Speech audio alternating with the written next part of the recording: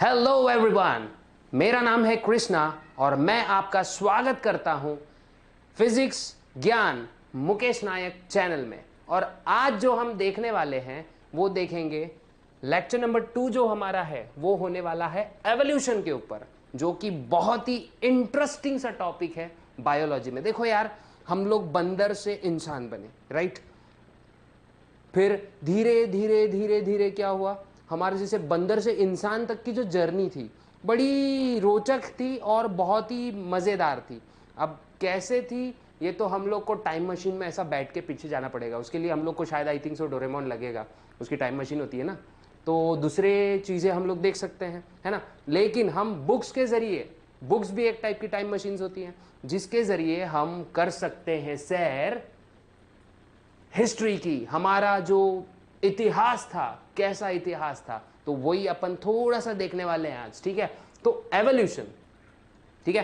तो एक बात बताओ यारो, एवोल्यूशन क्या होता है? What is mean by evolution? Evolution ये होता है एक स्लो, कैसा? Slow, gradual, slow gradual irreversible process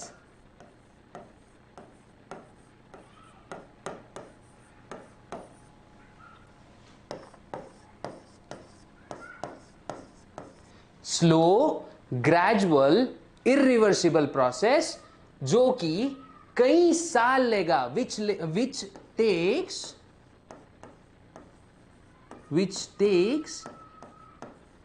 a very long duration of time.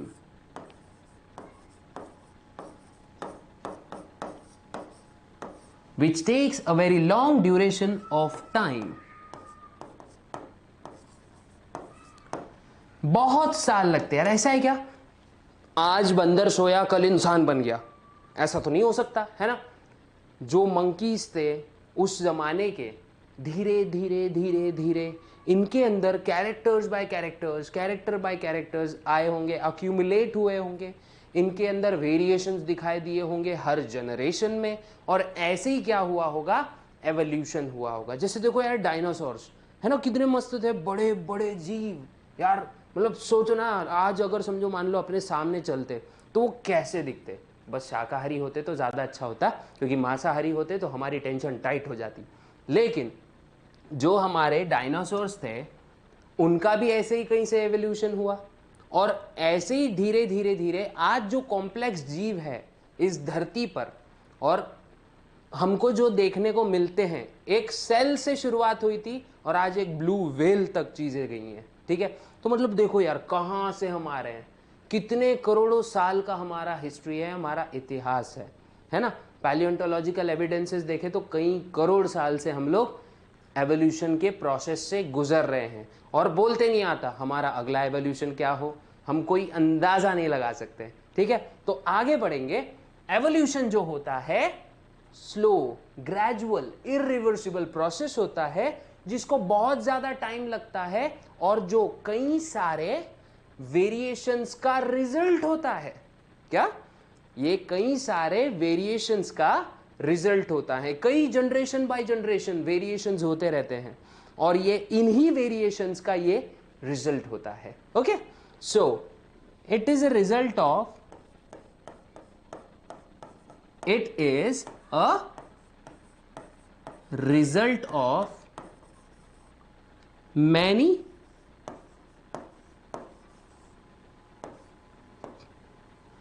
many variations. It is a result of, oh eraser लगेगा हमको, it is a result of variations, ठीक है।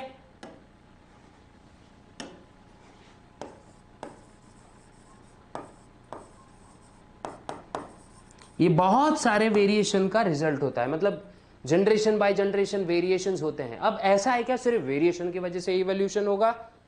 नहीं, ऐसा बिल्कुल भी नहीं है, ठीक है। वेरिएशन की वजह से ही एवोल्यूशन नहीं होता है। Evolution is also dependent on environmental factor, ठीक है। आजू बाजू का एनवायरनमेंट कैसा है, कैसा पर्यावरण हमारा चेंज हो रहा है, कैसा ग्लोबल क्लाइमेट है, इन सब चीज़ों पे डिपेंड होने वाला है हमारा एवोल्यूशन। अगर आपको ये डेफिनेशन पसंद आई ना, प्लीज़ यार स्क्रीनशॉट मार के कॉपी कर लो। बड़े क्यूट से नोट्स होते हैं हमारे, है ना, छोटे छोटे होते हैं, जिससे बहुत बड़े बड़े कॉन्सेप्ट्स याद हो जाते हैं। ठीक है, तो ये चीज़ तुम लोग स्क्रीनशॉट मार सकते हो वीडियो को पॉज करके। लेकिन हाँ, उससे भी पहले एक रिक्वेस्ट, वो लाल बटन दिख रहा है ना, उसको यार क्लिक कर दो और साथ में बेल आइकॉन को प्रेस कर दो।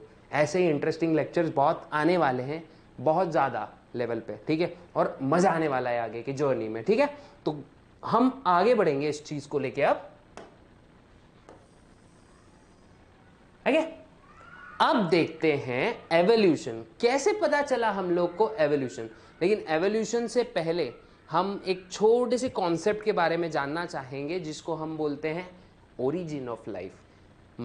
पता है मुझको कि आप लोग के सिलेबस में ये चीज़ नहीं है राइट नाउ, लेकिन ये स्टडी के लिए बड़ा इंटरेस्टिंग सा टॉपिक है। तो हम छोटा सा ओवरव्यू ओरिजिन ऑफ लाइफ के ऊपर देना चाहेंगे। थोड़ा सा डिस्क्रिप्शन भी नहीं बोलेंगे, थोड़ा सा हम देखेंगे, कोशिश करेंगे एक क्विक थ्रू लेने का उसका। ठीक है, तो ओरिजिन ऑफ लाइफ,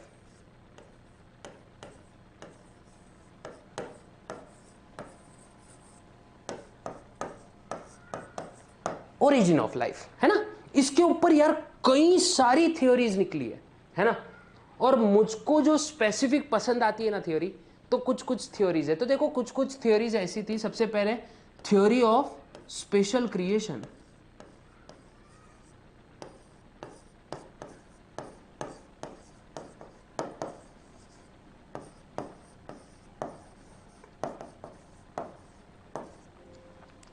ये वाली थ्योरी के हिसाब से गॉड्स ने दुनिया बना दी। ठीक है, और ये मतलब मैजिकल टाइप ऑफ थ्योरी है। मतलब बोलते ना, कुछ ऐसा जादू की छड़ी चली होगी और ऑर्गेनिजम्स आ चुके थे धरती पर। सेकेंड थ्योरी थी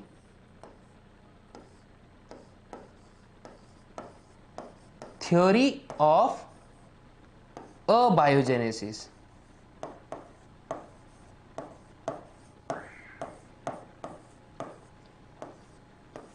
अबायोजेनेसिस थ्योरी के हिसाब से ऑर्गेनिजम्स जो थे ये डेड नहीं बोलेंगे, क्योंकि डेड तो वही होते हैं जो लिविंग होंगे।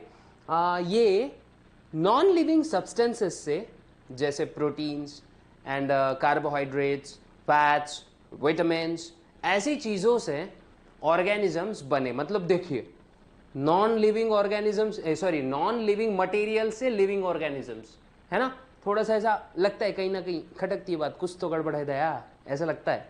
ठीक है, और लास्ट मतलब ऐसे तो बहुत सारे थ्योरीज है, लेकिन थोड़े से डिस्कस कर रहे हैं हम लोग। इसमें से एक थ्योरी और थी, जो थी theory of panspermia, I think so. ठीक है, मतलब इस थ्योरी के हिसाब से जो लाइफ है इस धरती पर एक्स्ट्रा टेरेस्ट्रियल फॉर्म में आई। मतलब देखिए, हमारी अर्थ होगी मस्त, ऐसा समंदर का ऐसा बहुत बड़ा सा प्लैनेट होगा, ब्लू प्लैनेट। अचानक से कोई एस्टेरॉयड आता है, ले धुम, है ना, अचानक से एस्टेरॉयड आता है, हमारी अर्थ पे टकरा जाता है और बड़ा सा धमाका हो जाता है, और शायद में भी उस एस्टेरॉयड के जरिए लाइफ फॉर्म हमारे अर्थ पे आए। ठीक है, एंड अगर देखा जाए तो कहीं कहीं ये थ्योरी मुझको बहुत ज़्यादा पसंद है, क्योंकि यार ये चीज़ें एलियंस एंड ऑल इसको सपोर्ट करती हैं। अब आपको क्या लगता है, एलियंस है या नहीं, कमेंट बॉक्स में ज़रूर बताइएगा। ठीक है, तो अब हम देखेंगे कि जो मेन अपने सिलेबस वाली थ्योरीज है वो कौन सी है। तो इसको जरा अपन ऊपर मूव कर देते वापस से। अब देखेंगे वापस हमारे एवोल्यूशन वाले टॉपिक पे आ जाते हैं। अब एवोल्यूशन की जो थ्योरीज थी, ये दो थ्योरीज हमको सिलेबस को सीखने के लिए है।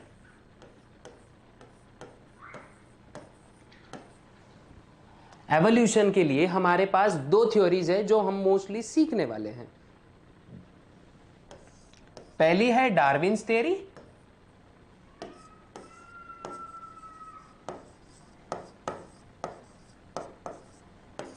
ये डार्विन्स थ्योरी, एक second, Darwin's theory. Darwin's theory क्या कहती है वो मैं आप लोग को बताने वाला हूं, ठीक है। और एक थ्योरी है लैमार्किज्म,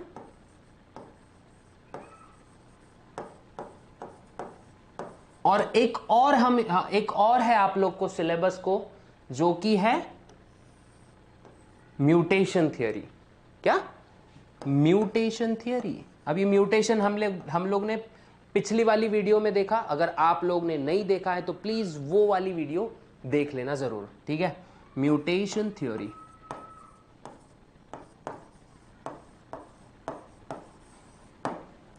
ये तीन थ्योरी मोस्टली हम लोग को देखनी है।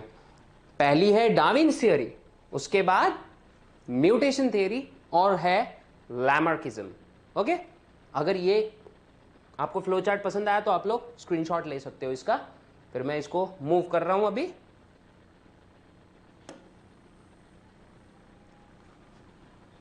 अब डार्विन्स थ्योरी क्या कहती है?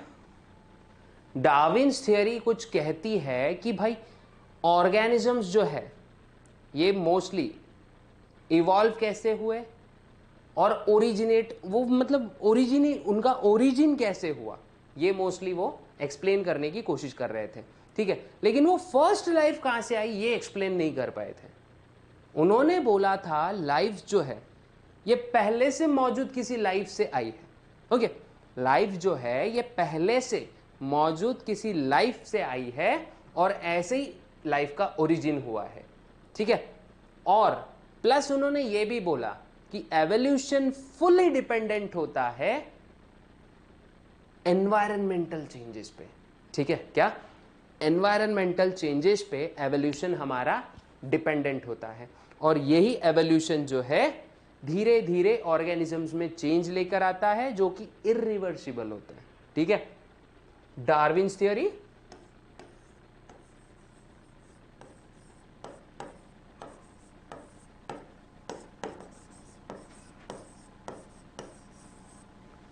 ठीक है। डार्विन्स थ्योरी क्या कहती है? ऑर्गेनिजम्स जो है ये इवॉल्व करते हैं, they struggle for their life. तो ये दो चीजें बताती है हमको। पहला तो है सर्वाइवल ऑफ द फिटेस्ट, ठीक है। पहला तो है, चलो सर्वाइवल बाद में देख लेंगे, पहला तो है स्ट्रगल फॉर एग्जिस्टेंस।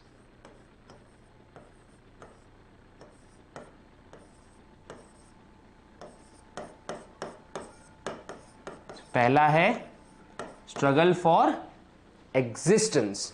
एग्जिस्टेंस मतलब अपना वजूद बनाए रखना। देखो आप लोग आगे चल के आप में से कई लोग NEET दोगे, ठीक है, नेशनल एलिजिबिलिटी एंट्रेंस टेस्ट। तो उसमें कई सारे धुरंधर मौजूद होते हैं, कुछ कुछ बहुत ही ज़्यादा बेस्ट होते हैं, कुछ कुछ थोड़े से ऊपर नीचे मार्क्स होते हैं सब लोगों के। तो उस समय हम कितनी पढ़ाई करते हैं? नो डाउट बहुत ज़्यादा पढ़ाई करते हैं। और इसी पढ़ाई, ये मतलब ये पढ़ाई हम करते क्यों है? क्योंकि हमको स्ट्रगल कर रहे हैं हम लोग हमारा वजूद बनाए रखने के लिए, है ना। हम हमारा वजूद बनाए रखने के लिए स्ट्रगल कर रहे हैं, और इसी फिनोमेनॉन को हम बोलेंगे स्ट्रगल फॉर एग्जिस्टेंस, है ना।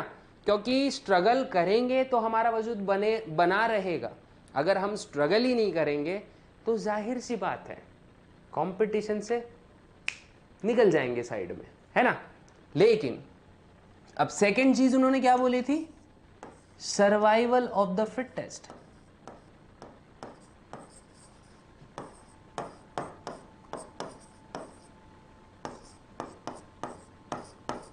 दूसरी चीज उन्होंने बोली सर्वाइवल ऑफ द फिटेस्ट। जो फिट है वो हिट है, ये उन्होंने बोला था। जो फिट है वो हिट है। जो भी ऑर्गेनिज्म डिजीज फ्री होगा, जो भी ऑर्गेनिज्म बदलते चेंज को महसूस करके उसके हिसाब से खुद को ढाल लेगा, ऐसे ऑर्गेनिजम्स ही आगे चल के इस नेचर पे अपना वजूद बना के रखेंगे। और अगर जो ऑर्गेनिज्म ये करने में सक्षम नहीं होते हैं, those organisms which are not able to adapt according to change in the environmental structures and or change in the global climate or change in the habitat or climate of that habitat, then these organisms are surely going to extinct. देखो nature बहुत बेरहम है ना, लेकिन nature उतनी ही ज़्यादा creative भी है। वो नए ऑर्गेनिजम्स बनाएगी और पुराने जो नहीं एबल नहीं है, जो मतलब बोलते ना जो अपने आप को एडजस्ट नहीं कर सकते हैं, तो वो गायब हो जाते हैं। डायनासोर्स को ही ले लो यार, कितने अच्छे थे, मतलब यार राज कर रहे थे, कई करोड़ साल राज किया इस धरती पर, लेकिन फिर धीरे धीरे क्या हुआ, उनके रिक्वायरमेंट्स अलग हो गए, उनका बॉडी स्ट्रक्चर और अर्थ का जो क्लाइमेट था वो कहीं ना कहीं मैच नहीं हो रहा होगा शायद, और कैसे ना कैसे करके मेटियोर स्ट्रक किया और मास एक्सटिंक्शन में जो डायनासोर्स थे वो विलुप्त हो गए।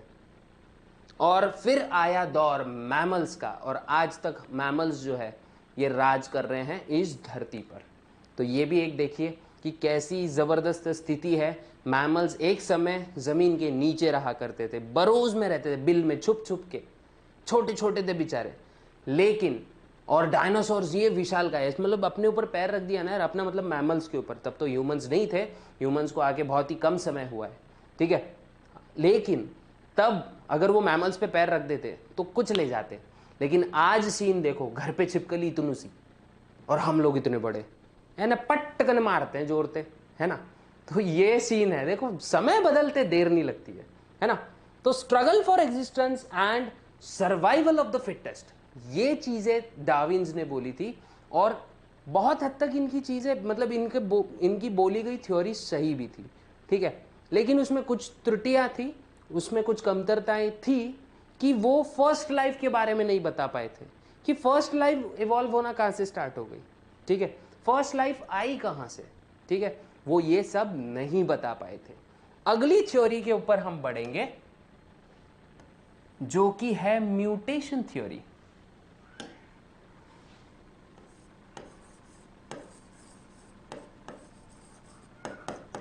म्यूटेशन थ्योरी, यारो मेरे को बताओ म्यूटेशन थ्योरी होती क्या है। अगर आता है म्यूटेशन का डेफिनेशन, वैसे तो मैं बताने ही वाला हूं, कमेंट बॉक्स में बिल्कुल बता सकते हो, ठीक है। तो म्यूटेशन थ्योरी, सबसे पहले हमको म्यूटेशन देखना पड़ेगा जो कि हमने प्रीवियस वीडियो में देखा था। तो म्यूटेशन होता है सडन हेरिटेबल चेंजेस। क्या होता है ये? Sudden heritable changes in structure of DNA.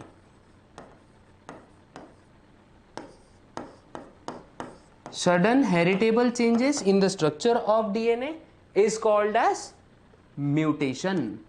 और म्यूटेशन थ्योरी जो थी, ये थ्योरी दी थी ह्यूगो डीरीज ने। किसने दी थी ये थ्योरी?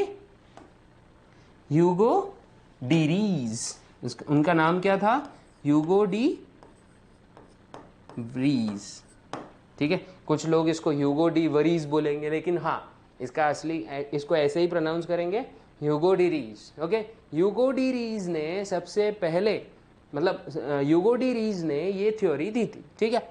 इनकी थ्योरी के हिसाब से क्या होता है कि अचानक से कोई पॉपुलेशन में म्यूटेशन आ जाता है और उनकी पूरी की पूरी बिहेवियर, मतलब उनका पूरा बिहेवियर ही चेंज हो जाता है और वो ऑर्गेनिज्म भी चेंज हो जाते हैं एकदम से। मतलब वो देखा है ना आप लोग ने, एकदम से वक्त बदल गया, जज्बात बदल गए, इसी टाइप से इन्होंने काम किया है। मतलब म्यूटेशन हो गया, और म्यूटेशन होने के बाद में क्या है कि organism, new species of organism आ चुके हैं, है ना। और वो जो न्यू स्पीशीज होंगे उसको हम म्यूटेंट्स कहेंगे, है ना।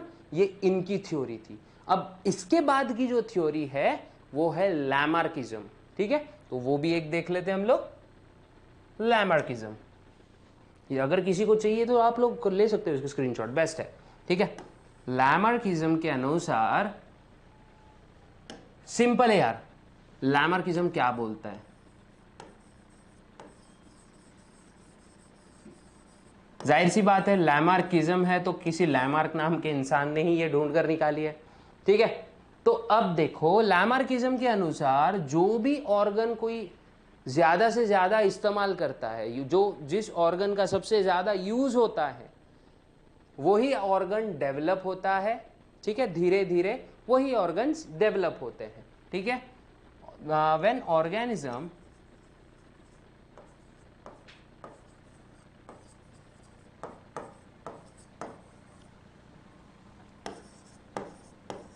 uses certain type of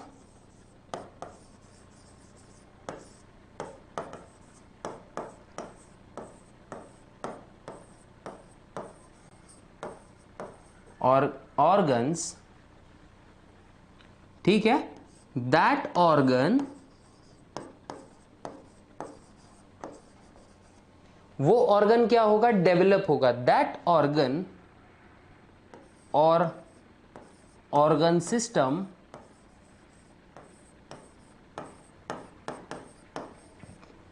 develops,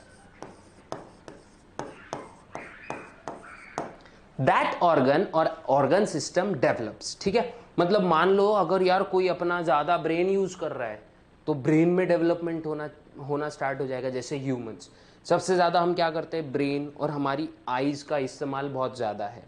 अब हमारे कान को देख लो, कितने अच्छे होते हैं ना, ऐसे हिलते, अगर समझो हर डायरेक्शन से साउंड पकड़ते।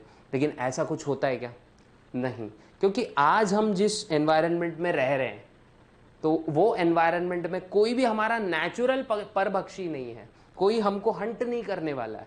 इसीलिए हमारे पास जो स्मेल का सेंस है, जो हमारे पास हियरिंग एबिलिटीज़ है, जो हमारे पास वाइब्रेशंस महसूस करने की शक्तियाँ थी, एक ज़माने में हमारे पास भी ये सब था। लेकिन धीरे धीरे क्या हो गया, ये सब गायब हो गया, ठीक है। अब देखो हम लोग को जैसे टेल का कोई फंक्शन ही नहीं है ना, टेल का तो हमारे पास कोई फंक्शन ही नहीं है। अगर होता तो मतलब हमारे पास भी टेल होती तो कैसा लगते हैं हम लोग, ज़रा इमेजिन करना, है ना। क्लासरूम में बैठे हो, एक दूसरे की टेल्स खींच रहे हो, कैसे लगेगा है ना। लेकिन ऐसा कुछ है नहीं, टेल हमारी गायब हो गई क्योंकि हमको उसका यूज नहीं था। और लैमार्क की थ्योरी कहीं ना कहीं, लैमार्किज्म जो है कहीं ना कहीं यहाँ पे ट्रू साबित होती है कि जो भी ऑर्गन, जो भी ऑर्गेनिज्म जिस भी ऑर्गन या ऑर्गन सिस्टम का इस्तेमाल करेगा वो ऑर्गन सिस्टम क्या होगा, ऑर्गन या ऑर्गन सिस्टम डेवलप होगा। And that organ which is not in use gets vanished और reduced। एक तो ये वैनिश हो जाएगा बॉडी में से, या फिर ये रिड्यूस हो जाएगा, या फिर रिड्यूस होगा पहले फिर वैनिश हो जाएगा। जैसे हमारा अपेंडिक्स, देखो कितना खतरनाक दर्द होता है ना अपेंडिक्स में, पेट में होता है जोर से। एक समय क्या था पता है, कि हम लोग घास फूस खाते थे ना, तो अपेंडिक्स का काम था सेल्यूलोज डाइजेस्ट करने का। सेल्यूलोज ये डाइजेस्ट करने का काम करा करता था। लेकिन जैसे जैसे हम लोग मस्त पकाकर खाना स्टार्ट किए, ठीक है, फायर का आविष्कार हो गया, है ना। और फायर का जैसे इन्वेंशन हुआ, जैसे अग्नि का आविष्कार हुआ हमारे इधर मीन्स हमारे ह्यूमन कम सोसाइटी में, नहीं यार जब तो कोई सोसाइटी थी नहीं ना, ह्यूमन पॉपुलेशन में बोलेंगे, ह्यूमन के जरिए बोलेंगे, ठीक है। जैसे ह्यूमंस के जरिए आविष्कार हो गया फायर का, वैसे क्या हुआ, हम लोग ने कैसा पता नहीं क्यों, कैसे हमको पता चला कि भाई पका के खाना बहुत अच्छा होता है। शायद होगी इसके पीछे भी कोई कहानी, और अगर आपके पास भी ऐसी कोई कहानी है तो कृपया हमको कमेंट बॉक्स में ज़रूर बताइएगा कि फायर कैसी इन्वेंट हुई होगी। आप लोग को क्या लगता है, जस्ट नीचे कमेंट्स में बिल्कुल बताइएगा। और अभी तक का लेक्चर अच्छा लगा तो यार लाइक कर दो, है ना, हम लोग का हौसला बढ़ता है इस चीज़ों से, ठीक है। तो जैसे जैसे हाँ, तो हम देख रहे थे जैसे जैसे फायर का आविष्कार हो गया तो हमने क्या किया, पका हुआ खाना स्टार्ट कर दिया, है ना। अब पका हुआ खाना जो है, मतलब जो बोलते हैं ना क्या, रोस्टेड खाना, जो उस समय रोस्टी होता है क्योंकि एलपीजी तो था नहीं, है ना। तो जैसे हमने रोस्टेड खाना स्टार्ट कर लिया भुना हुआ खाना या पका हुआ खाना, है ना। तो धीरे धीरे क्या हुआ, पका हुआ खाना हमको कम एनर्जी में पच जाता था, अब एनर्जी कम लग रही है और प्लस वो एनर्जी बिल्डअप ज़्यादा कर रहा है ना। बॉडी के अंदर एनर्जी बिल्डअप अच्छी खासी कर रहा है, प्लस उसको पचाने के लिए बॉडी को कम एनर्जी लगानी पड़ रही है। तो उस वजह से क्या हुआ, धीरे धीरे हमारे अपेंडिक्स का काम कम हो गया, है ना। सेल्यूलोज अब पचाना नहीं पड़ रहा है ना, क्योंकि उसको पचाने के लिए अच्छा खासा हमको मेहनत करनी पड़ती थी, प्लस एनर्जी भी बॉडी की अच्छी खासी लग जाती, और धीरे धीरे अपेंडिक्स का फंक्शन हमारे इसमें ख़त्म हो गया। आज अपेंडिक्स बहुत ज़्यादा रिड्यूस्ड हो चुका है ना। अब अपने इसमें कोई फंक्शन है क्या उसका, हमारे इंटेस्टाइनल या फिर एलिमेंट्री कैनल में उसका कोई फंक्शन नहीं है, डाइजेस्टिव सिस्टम में उसका कोई फंक्शन नहीं है। और इसीलिए लैमार्किज्म की थ्योरी भी कहीं ना कहीं हमको सही लगती है, लेकिन कोई भी थ्योरी 100% सही नहीं हो सकती जब तक उसकी रूट्स का पता ना चले, जब तक फर्स्ट लाइफ का पता नहीं चलेगा, तब तक कोई भी थ्योरी हम लोग 100% करेक्ट है, मतलब मैं नहीं बोल रहा हूँ ऐसा, लेकिन ऐसी साइंटिफिक कम्युनिटीज भी बोलती है ना। लेकिन ये थ्योरी सपोर्टिंग बहुत अच्छी खासी है, ठीक है। तो आज हमने क्या क्या देखा, इसका एक क्विक थ्रू ले लेंगे हम लोग, ठीक है। इसका क्विक थ्रू कैसे लेंगे, देखो सबसे पहले हम लोग ने देखा, अरे भाई एवोल्यूशन क्या होता है। एवोल्यूशन होता है slow gradual irreversible process which takes longer duration of time and which is the result of many variations and adaptations, ठीक है। उसके बाद देखा ओरिजिन ऑफ लाइफ, जो कि थोड़ा सा हम लोग जा रहे थे किसी एक दुनिया की सैर करने की कोशिश हम लोग कर रहे थे।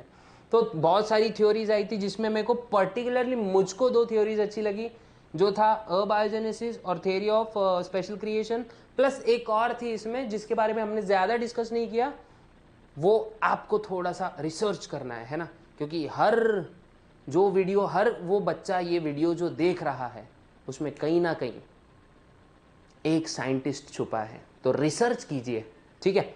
तो अबायोजेनेसिस देखा, फिर उसके बाद हमने देखा Darwin's theory, mutation theory and Lamarckism, है ना।